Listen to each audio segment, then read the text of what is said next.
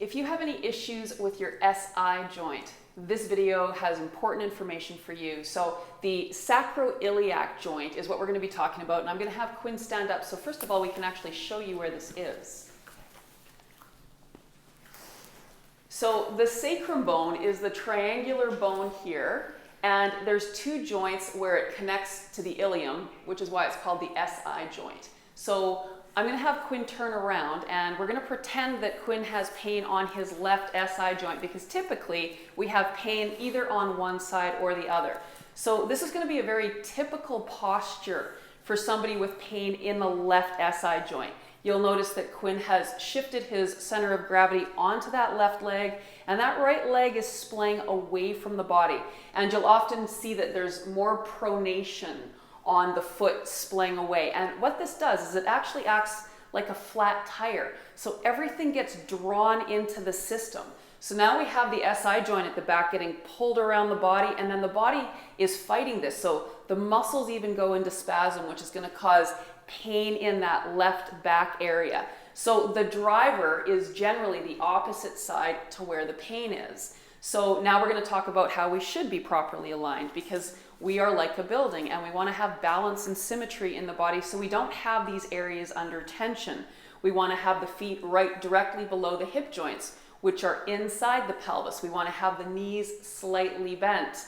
You'll notice when you hyperextend your knees that you don't have proper alignment, and we want to have the knees over top of the second toe. And when you hyperextend, you don't have the control of where that is. So the fourth thing is connecting to that root, squeezing the anus. That action helps us bring our center of gravity back onto our heels. So if we stand this way all the time, then we're not putting either side of the back under tension.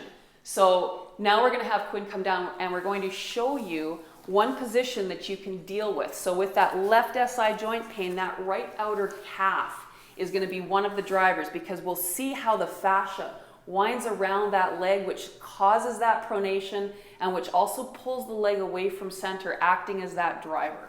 Perfect. So if you have your block buddy, awesome, we're going to use that. If you don't, you can use a rolled up towel as a prop. So as Deanna mentioned, this is on the lateral portion of the right calf, a very difficult area to stretch. So this is going to be very beneficial for you. So let's bring your right hip to the floor.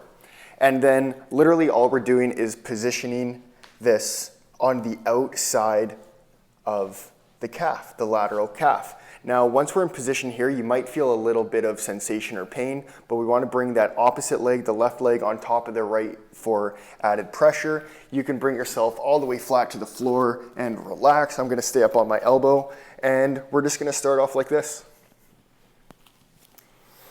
And of course, we want to stay in each position for a minimum of 3 minutes. And for many of you, this alone is going to create sensation, because these lateral calves are so painful. And if you're uncertain where the pain is, even just take your thumb and put a little bit of pressure and you'll find it. Because as that fascia winds away from proper alignment, those adhesions are basically right there on the surface for us to melt.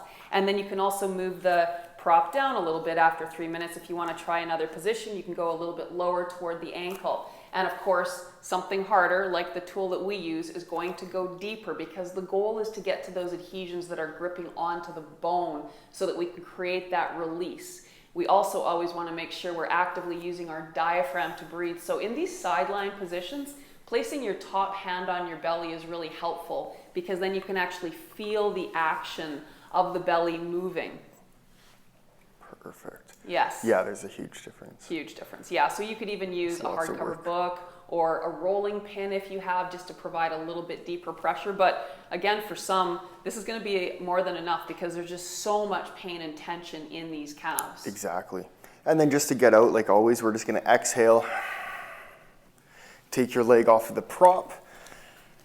And again, stay there for a minimum of 3 minutes if you can, and just let the body weight and gravity do the work. So start off by assessing and then assessing your own posture and alignment, then block the area, and then we want to revisit and strengthen that new alignment. So that's a huge key, is to maintaining this, is you need to stand correctly and just strengthen that alignment. So that's everything for this video. Hope this was helpful for you. If you have any questions or comments, leave them down below. If you liked it, give it a thumbs up, and make sure you subscribe and hit the bell if you want to be notified every time we upload a new video. We'll see you soon.